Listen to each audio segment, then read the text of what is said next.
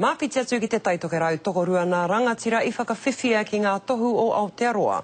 Mua raua mahi I Wainganui I o rātau hāpori I ngā tau kohori.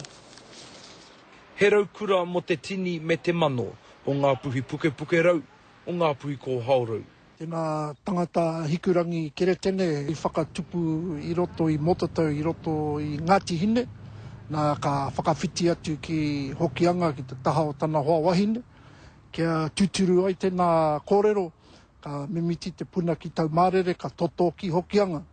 Nā e mahi tonu ana ia I runga anō I tēnā pepeha o ngā mātua tupuna. I whakawhiwhia e James Hikurangi Sherrington I te tohu hapori mo ngā mahi I te rohe, mai Hokianga ki Kaikohe. Mo ana mahi hei tumu whakahaere I te kaunihera o te taitokerau, me te karapu hutu paoro o Opononi.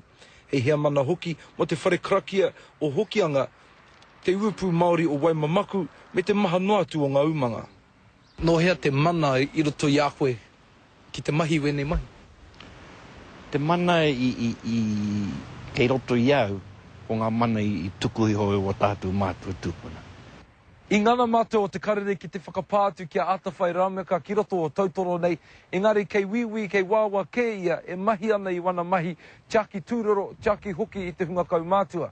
Ngā tūroro I tautoro, I Kaikohe, ko tērā tana mahi. Haere ki te tiro ngā tangata, ko tōna ao mo te tahi atu.